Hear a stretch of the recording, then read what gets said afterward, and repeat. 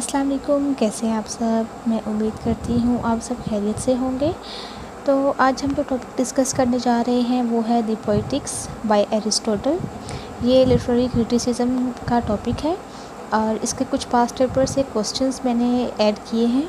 तो यहाँ पर कुछ क्वेश्चंस आपको स्क्रीन पे नज़र आ रहे हैं जिसमें एरिस्टोटल से रिलेटेड जो क्वेश्चंस हैं पोएटिक्स से वो मैंने ऐड किए हैं क्वेश्चन नंबर 1 में। इसमें मैंने कुछ हिंट्स लिखे हैं। बेसिकली ये क्या हैं, ये जो पास्ट पेपर्स में क्वेश्चंस बार बार रिपीट होते हैं ये उनके मैंने पॉइंट्स लिख दिए हैं ताकि हम इन्हीं के राउंड अबाउट जो डिस्कशन है अपनी चलाएँ। और जो इसमें अगर हम पढ़ें तो वो कंसेप्ट ऑफ ट्रेजेडी पूछते हैं, कंसेप्ट ऑफ इमिटेशन पूछते हैं, 3 यूनिटीज़ के बारे में पूछते हैं, डेफिनेशन ऑफ ट्रेजेडी डिटेल में पूछते हैं, कंपैरिजन पूछते हैं एपिक और ट्रेजेडी का, एलिमेंट्स ऑफ ट्रेजेडी पूछते हैं, थ्योरी ऑफ इमिटेशन पूछते हैं, इसके बाद कंपैरिजन पूछते हैं प्लेटो और एरिस्टोटल के वर्क का। इसके बाद जो characteristics of ideal tragic hero पूछ सकते हैं, 6 पार्ट्स ऑफ ट्रेजेडी पूछते हैं और सोल ऑफ ट्रेजेडी क्या है इन पार्ट्स में से वो पूछते हैं, एपिक वर्सेस ट्रेजेडी। इस क्वेश्चन के अकॉर्डिंग ये जो डिफरेंट क्वेश्चंस पूछे गए हैं ये तकरीबन 5 to 6 पेपर्स में क्वेश्चंस जो हैं ये इस तरह से पूछे गए हैं।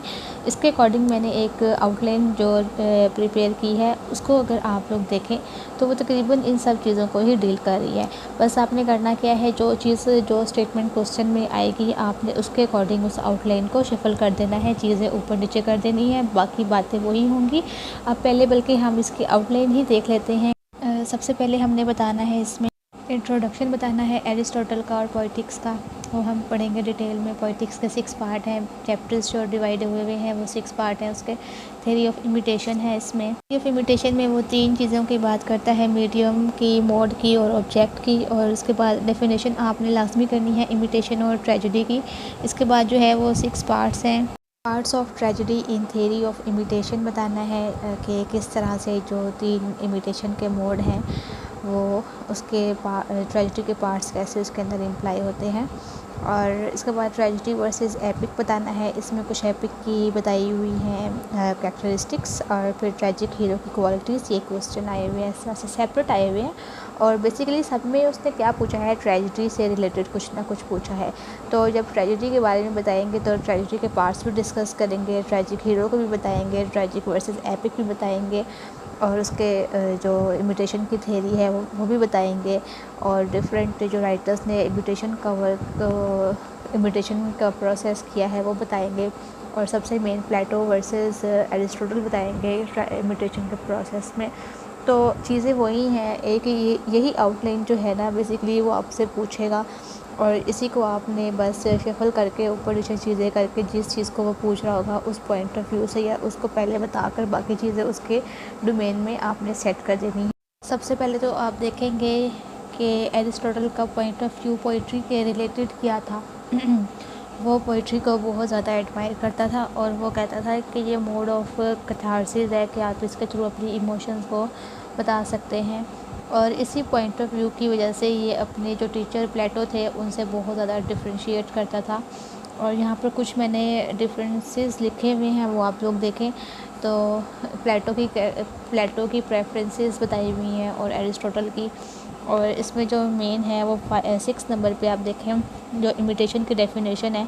ये सबसे पहले जो वर्ड इमिटेशन है ये प्लेटो ने इंट्रोड्यूस किया था और इसकी अपनी नेचर के ऊपर ये एक कंट्रोडिक्शन है कि इसका वर्क बहुत ज़्यादा पोइट्रिक फॉर्म में था लेकिन ये पोइट्री को मतलब गलत कहता था कि ये जो है ना हमें रियलिटी से दूर कर देती है। इसने क्या कहा कि मिमिक्री और कॉपी ऑफ नेचर होती है। और इसके बाद जो प्लेटो थे एरिस्टोटल थे उसने कहा कि जो पोइट्री है या इमिटेशन का जो प्रोसेस है वो एक क्रिएटिव प्रोसेस होता है और इसमें आप रियलिटी जो होती है किसी चीज़ की उसको ट्रांसफॉर्म कर देते हैं किसी न्यू चीज़ के अंदर। बाद प्लेटो का बताया हुआ है कि इसने कंडेम किया पोइट्री को मॉरली, इंटेलेक्चुअली और इमोशनल ग्राउंड पे और एरिस्टोटल ने भी इन्हीं ग्राउंड्स पर इसको जस्टिफाई किया पोइट्री को। और इसके बाद बेसिकली जो इनकी ना पोइटिक्स जो है वो किसके ऊपर ज़्यादा डिस्कस कर रहा है, वो सारी ट्रेजेडी की चीज़ों को डिस्कस कर रहा है। और ट्रेजेडी में क्या होता है, आप की कोई ना कोई इमोशन जो है आप उसका कैथारसिस करते हैं तो पोइट्री को भी उसने किससे रिलेट किया, ट्रेजिडी से रिलेट किया। बाकी उसने कुछ रूल्स भी बताए हैं हमें कि किस तरह से एपिक डिफरेंट होती है, ट्रेजिडी डिफरेंट होती है, कॉमेडी डिफरेंट होती है, उसके कैरेक्टर्स, उसके हीरो, उसका मतलब जो भी एलिमेंट्स उसने डिस्क्राइब किए हैं इसमें।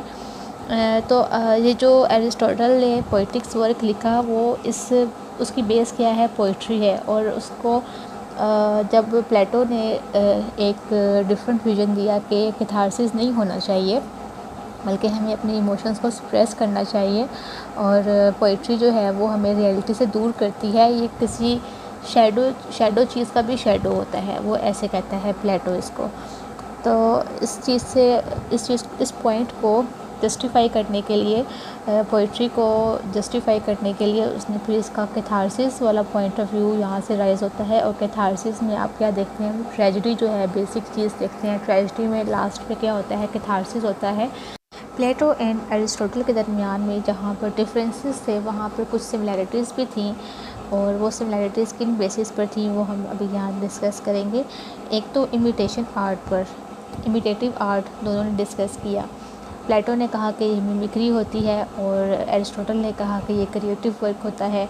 और फिर उन्होंने बात की पोइट्री अराउज द इमोशन। अब दोनों इमोशंस के ऊपर बात की। अब जो प्लेटो हैं वो कहते हैं कि इमोशंस को एक्सप्रेस करना चाहिए, और जो एरिस्टोटल हैं वो कहते हैं उन इमोशंस का कोई ना कोई आउटलेट होना चाहिए, उनको एक्सप्रेस करना चाहिए। नंबर 3 पे दोनों ने कहा कि जो पोइटिक्स है या पोइट्री है वो क्या करती है, प्लेयर देती है हमें। और इसके बाद इन्होंने कहा कि जो इमोशन राइज होती हैं हमारी, वो कोई ना कोई इफ़ेक्ट करती हैं हमारी पर्सनैलिटी पर। तो एरिस्टोटल ने कहा कि वो पॉजिटिव इफ़ेक्ट होता है, और प्लेटो ने कहा कि वो नेगेटिव इफ़ेक्ट होता है हमारी पर्सनैलिटी पर। फिर इसके बाद कैथारसिस की इम्पोर्टेंस बताई हुई है। प्लेटो ने कहा कि हमें कैथारसिस नहीं करना चाहिए, ये एक डेंजरस इम्पैक्ट होता है कि हम अपनी इमोशंस को बहुत ज़्यादा एक्सेस दे देते हैं। और एरिस्टोटल ने इसका आंसर किया कि लाइफ में, ह्यूमन लाइफ में ये चीज़ें जो हैं वो ज़रूरी होती हैं। और ये बेसिकली क्या था, उसका एक डिफेंस था पोइट्री की तरफ। कि इसके बाद यहाँ पोइटिक्स की बताई हुई है। पोइटिक्स जो बुक है उसकी डिवीज़न बताई हुई है। इसको 6 पार्ट्स में डिवाइड किया गया है। टोटल इसके 26 चैप्टर्स हैं। 49 पेजेस की ये वर्क है एरिस्टोटल का, और इसकी डिवीज़न मैंने जैसे साथ लिखी हुई है। फर्स्ट पार्ट जो है वो 1 to 5 चैप्टर्स पर है। उसमें इंट्रोडक्शन और क्लासिफिकेशन ऑफ पोइट्री इसने डिस्कस की है एरिस्टोटल ने। फिर सेकंड जो पार्ट है उसका 6 to 19 चैप्टर्स, उसने ट्रेजिडी और उसके एलिमेंट्स की ही बात की है। थर्ड पार्ट में उसने क्या किया है, 20 और 22 चैप्टर तक उसने पोइटिक डिक्शन की बात की है। फोर्थ पार्ट में जो 23 चैप्टर है उसमें उसने नैरेटिव, पोइट्री और ट्रेजिडी की बात की है। और फिर फिफ्थ पार्ट जो है 26 और 24, उसमें उसने एपिक और उसको कंपेयर किया है ट्रेजिडी के साथ। और सिक्स पार्ट जो है उसमें उसने 25 चैप्टर में उसने बताया है objective of critics on poetry. इसके बाद थ्योरी ऑफ इमिटेशन अगर हम देखें तो उसमें 3 चीज़ें होती हैं, मीडियम ऑफ इमिटेशन, मैनर और मोड ऑफ इमिटेशन, और थर्ड पे है ऑब्जेक्ट्स ऑफ इमिटेशन। और यहाँ पे वो कहते हैं कि जब कोई पोइट जो है वो पोइट्री लिखता है तो वो इन 3 चीज़ों की इमिटेशन करता है, ऑब्जेक्ट, मोड और मीडियम। ऑब्जेक्ट क्या होता है, वो बेसिकली कहते हैं कि ये मैन इन एक्शन होता है, बिलोंग्स टू हाई और लो रैंक। और मोड जो होता है वो डायरेक्ट और नैरेटिव होता है। और इसमें जो मीडियम होता है वो ड्रामेटिक, एपिक और कॉमिक हो सकता है, जिसमें डिक्शन एंड सॉन्ग आते हैं। इमिटेशन का जो प्रोसेस है मीन्स के किसी चीज़ को क्रिएटिव फॉर्म में प्रोसेस करना, जो एरिस्टोटल ने कहा। थ्योरी ऑफ इमिटेशन को अगर आप जस्टिफाई करें तो आप बताएंगे उसमें जो मोड होता है, मोड ऑफ इमिटेशन, उसमें आप एपिक, कॉमेडी और ट्रेजिडी का कंपैरिजन बता सकते हैं। और जो मीडियम ऑफ इमिटेशन होता है उसमें आप उसका ड्रामेटिक, एपिक और कॉमिक को भी बता सकते हैं। और जो मोड है बेसिकली उसमें आपने बताना होता है कि नैरेटिव है या डायरेक्ट है, ठीक है। उसमें नैरेटिव क्या होता है, जो एपिक फॉर्म्स होती हैं वो नैरेटिव में आती हैं, और जो ट्रेजिडी होती हैं वो रिप्रेजेंटेटिव होती है किसी इवेंट का या किसी कैरेक्टर का। और जो ऑब्जेक्ट होता है वो मैन इन एक्शन होता है कि वो मैन जो है वो किस रैंक से बिलोंग कर रहा है, हाई, लो। अगर हाई से है तो वो ट्रेजिडी होगी, अगर वो लो से बिलोंग कर रहा है, हीरो, तो वो कॉमेडी होगी। तो इसकी मज़ीद डिविजन्स, मतलब कि इस तरह से जो इमिटेशन की जाती है किसी करैक्टर की, किसी इवेंट की या किसी नैरेटिव की या किसी भी जॉनरा की, तो वो इमिटेशन मोड और मीडियम और ऑब्जेक्ट के थ्रू हम बताते हैं। ये थियरी ऑफ इमिटेशन है इसकी। इसके साथ कुछ एरिस्टोटल्स टर्म लिखी हुई हैं जो पार्ट के तौर पर जो 6 पार्ट ऑफ ट्रेजेडी हैं उसको जो एरिस्टोटल ने नेम दिए हैं उनके अकॉर्डिंग ये शॉर्ट क्वेश्चन आ जाते हैं, या पढ़ लीजिएगा। इसके बाद कुछ इम्पोर्टेंट कीज़ लिखी हुई हैं कि जैसे कि लैम्पूनर है, ये जो कॉमेडियंस थे जो कॉमेडी राइटिंग लिखते थे वो लैम्पूनर्स बन गए थे बाद में, और जो एपिक राइटिंग लिखते थे वो ट्रेजियंस बन गए थे। और इसके बाद कुछ लिखे हुए हैं कि जो एस्किलस था उसने फ़र्स्ट इंट्रोड्यूस किया था सेकंड कैरेक्टर, और एस्किलस ने ही कोरस का यूज़ किया था, और सोफोक्लिस ने एक्टर की जो नंबरिंग है वो बढ़ाकर 3 पे कर दी थी, और इसने सीन पेंटिंग का भी आइडिया इंट्रोड्यूस करवाया था। इसके बाद कुछ सिमिलैरिटीज़ बताई हुई हैं और डिफरेंसेस बताए हुए हैं एपिक और ट्रेजेडी के। तो इनमें सिमिलैरिटीज़ यही थी कि एपिक और ट्रेजेडी दोनों इमिटेशन वर्क कर रहे थे, और इसके बाद वो बताते हैं कि जो एलिमेंट ऑफ एपिक हैं वो हमें ट्रेजेडी में मिलते हैं, लेकिन जो ट्रेजेडी के एलिमेंट्स हैं वो हमें एपिक में नहीं मिलते हैं, क्योंकि जैसे एपिक जो है उसमें 3 यूनिटीज़ नहीं फॉलो की जाती और ट्रेजेडी में यूनिटीज़ फॉलो की जाती हैं। और डिफरेंसेस जो हैं वो यही हैं कि जो एपिक है उसका जो नैरेटिव फॉर्म में होती है, और ट्रेजेडी जो है वो दूसरी रिप्रेजेंटेटिव फॉर्म में होती है, और इनका जो लेंथ है उसमें डिफरेंस होता है। एपिक लॉन्ग नैरेटिव होती है और जो ट्रेजेडी है वो यूनिटीज़ पर बेस कर रही होती है। बाद पार्ट्स ऑफ ट्रेजेडी हैं, ये 6 पार्ट्स हैं जिसमें प्लॉट है, कैरेक्टर्स हैं, डिक्शन है, थॉट्स हैं और स्पेक्टिकल हैं एंड सॉन्ग। इन चीज़ों का यूज़ करते हैं ट्रेजेडी में, और प्लॉट जो है वो सबसे मेन है क्योंकि इसने थ्रू आउट दी स्टोरी चलना होता है। स्टार्ट में होता है, मिडल में होता है और एंड पे होता है। इसका स्ट्रक्चर इम्पोर्टेंट है, इसमें लॉ ऑफ प्रोबेबिलिटी इम्पोर्टेंट है, जिसमें जो फॉर्च्यून टू मिसफॉर्च्यून जाना होता है एक्शन में। सिंपल एंड कॉम्प्लेक्स प्लॉट होते हैं, परपिशिया होता है, इसमें रिकॉग्निशन होता है। इसकी ये डेफिनेशन बहुत ज़्यादा इंपॉर्टेंट है इसमें से जो आती हैं एग्ज़ाम में। उसके बाद कैरेक्टर्स होते हैं जो इंपॉर्टेंट होते हैं, ट्रेजिक कैरेक्टर और हीरोइक कैरेक्टर जो भी इसमें होते हैं ट्रेजेडी के। डिक्शन बहुत इंपॉर्टेंट होता है इसमें, थॉट बहुत ज़्यादा इम्पोर्टेंट होता है जिसमें आप रिप्रेजेंटेशन दे रहे होते हैं अपने किसी इमिटेशन की। स्पेक्टिकल जो होते हैं वो बहुत इंपॉर्टेंट होते हैं कि आपकी ऑडियंस कौन है देखने वाली, उसको माइंड में रख के डिज़ाइन किया जाता है। सॉन्ग बहुत ज़्यादा इम्पोर्टेंट होते हैं, जैसे कि इसमें कोरस का रोल भी काफ़ी मतलब कि अच्छा समझा जाता था ट्रेजिक वर्क्स। इसके बाद क्या है कि जो पार्ट्स ऑफ ट्रेजेडी होते हैं ये थियरी ऑफ इमिटेशन में भी आते हैं, जिसमें आप देखते हैं मीडियम में डिक्शन एंड सॉन्ग आते हैं, मैनर ऑफ मोड में स्पेक्टिकल्स आते हैं, और ऑब्जेक्ट में प्लॉट, कैरेक्टर्स और थॉट आती है।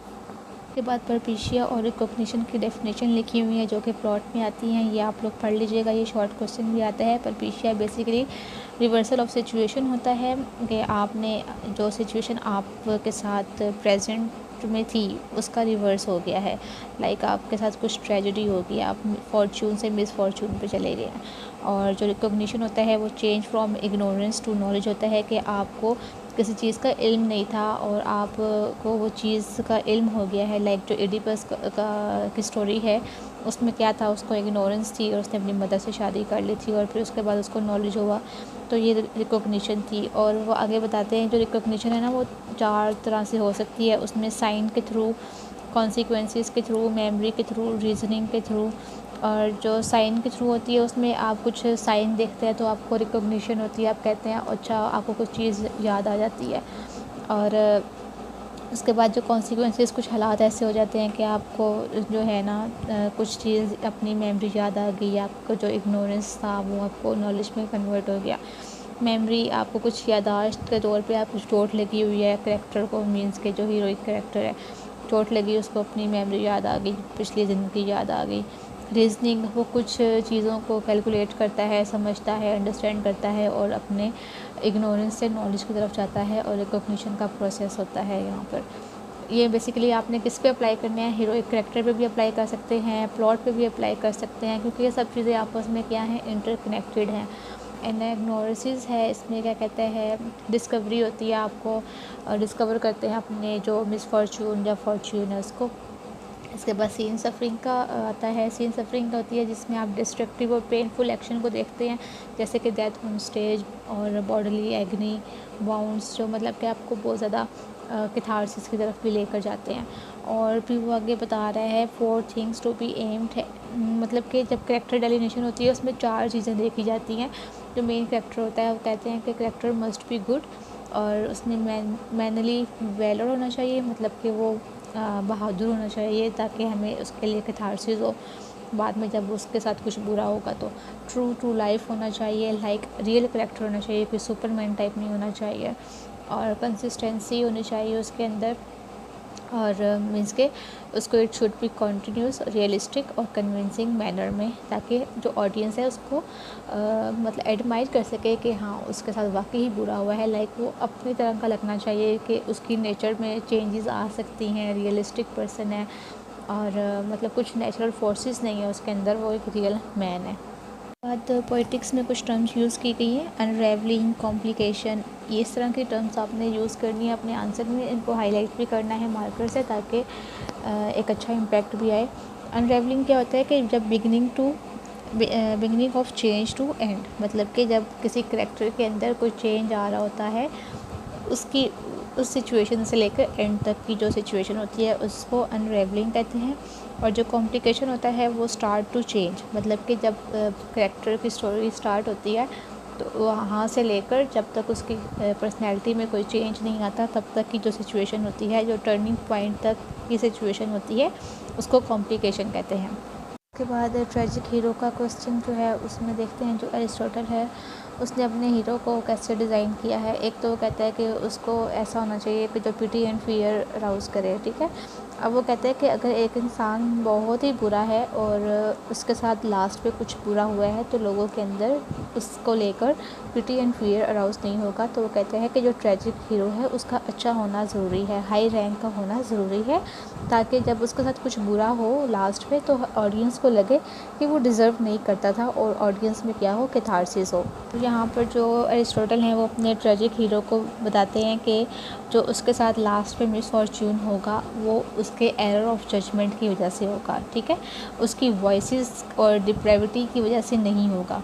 मीन्स के वो अपने करेक्टर को सिक्योर करना चाह रहा है कि वो करेक्टर खुद नोबल है, खुद वो हाई रैंक से बिलोंग कर रहा है, खुद वो एक अच्छा इंसान है, वो इंटेंशनली कुछ बुरा नहीं करना चाह रहा, लेकिन उसके साथ जो मिसफॉर्च्यून हुआ है, जो उसके साथ गलत हुआ है एंड पर, वो कोई ना कोई उससे गलत डिसीजन लिया गया था, उस वजह से हुआ है, लाइक कुछ नेचुरल फोर्सेस की वजह से हुआ है।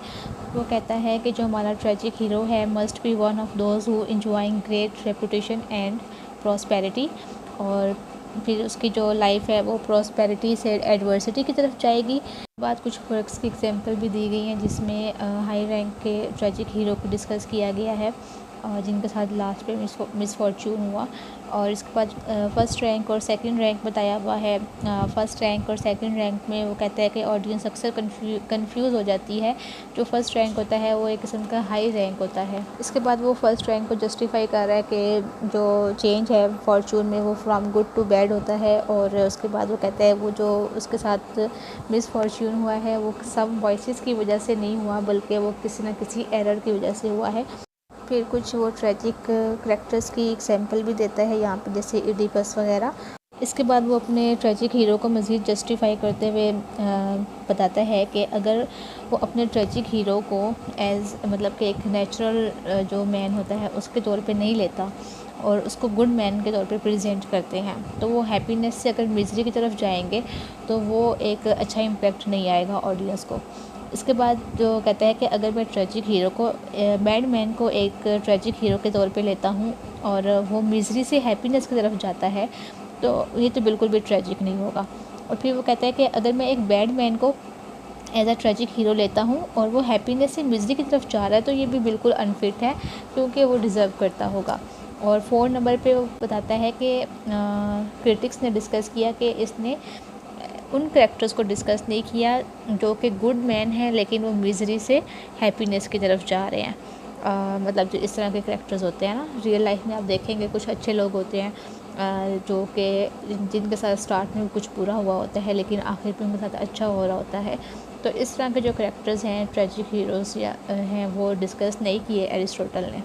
के बाद क्वालिफिकेशन ऑफ ट्रेजिक हीरो बताई है एरिस्टोटल ने। वो कहता है कि वो मतलब कि हमारी तरह के लोग होने चाहिए जिनमें एरर ऑफ जजमेंट होनी चाहिए, मिस कैलकुलेशन होनी चाहिए, ताकि वो रियल कैरेक्टर्स लगे और लोग उनके कैरेक्टर्स को अपने कैरेक्टर की तरह, अपने आप की तरह समझ सकें और इस चीज़ का फियर और पिटी उनमें क्रिएट हो, कैथारसिस हो उनका।